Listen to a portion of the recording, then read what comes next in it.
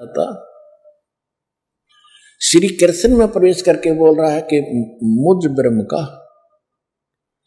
ओम इति एकाक्षरम ब्रह्म व्यवहारण मामम समण। ब्रह्म माम यानी माम ब्रह्म, मुझ ब्रह्म का एक ओम मंत्र है और इसका सिमरण करता हुआ, उच्चारण करके सिमरण करता हुआ और जो शरीर छोड़कर जाता है अंतिम सांस तक इसका सिमरण करता तो ब्रह्म, इस ओम से मिलने वाली जो ब्रह्म गति है उसको प्राप्त होता है। ओम से कौन सी गति प्राप्त होती है आपको बता ही दिया, ब्रह्मलोक प्राप्त होती है।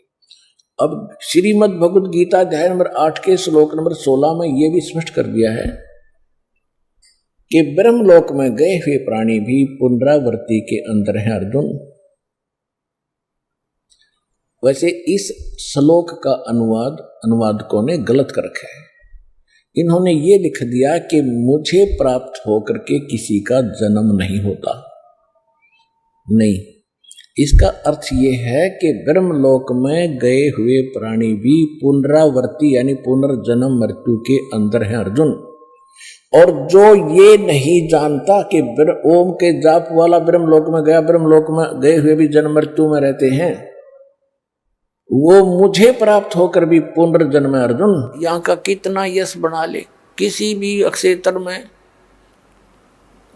तू यहाँ कितना प्रभु पाक ले और सत साधना ना करके ये और डले ढोके अन्य साधनाएं काल सतर्की करके ये ऋषि मैं ऋषि आज तक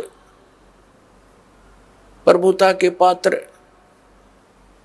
और बड़े प्रभु नजर आते थे। जैसे एक अगस्त ऋषि ने एक सिद्धि प्राप्त कर ली, उसने उस सिद्धि के आधार से 7 समुद्रों को एक ही घूंट में ऐसे चुरू भर के पी लिया। सारे समुद्र खत्म हो गया, पानी नहीं रहा उसके अंदर एक घूंट भी।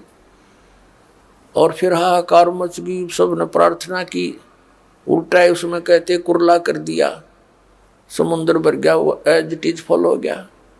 अगस्त ऋषि की होगी प्रभुता, यश हो गया उसका। जड़ा देखो वहां जहाँ देखो वही अगस्त ऋषि ने ऐसा कर दिया, अगस्त ऋषि ने ऐसा कर दिया।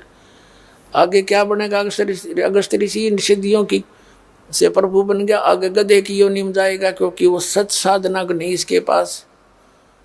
तो परमात्मा कहते ये यश, ये झूठे यश है। जैसे इन सभी ऋषियों की पोल उस समय खुली जब पांडवों ने अश्वमेध यज्ञ करी थी और उसमें एक ऐसा कंडीशनल वो रख दिया, शंख अलग से सुसज्जित स्टेज के ऊपर एक 5 मुख का शंख रख दिया कि सभी संत ऋषि महर्षि इस धर्म भंडारे में भोजन कर लेंगे, धर्म यज्ञ में। तो जो परम संत साधु होगा इन जीवने वालों में, तो ये शंख अपने आप बोल लेगा। 33 करोड़ देवता, 88,000 ऋषि और 12 करोड़ ब्राह्मण, ये सारे अगस्त पगस्त रिया वशिष्ठ मुनि ये सारे वहीं पर बैठे थे। और समेत श्री कृष्ण जी त्रिलोकीनाथ ने भोजन कर लिया, वो शंख नहीं बजा। तो इससे सिद्ध हो गया कि इनकी भक्ति यूजलेस थी। जो कृष्ण जी की भक्ति करके मोक्षता में थे, श्री कृष्ण भी वहीं बैठा था, भोजन खा लिया था उसका, उससे भी वो यज्ञ संपूर्ण नहीं हुई।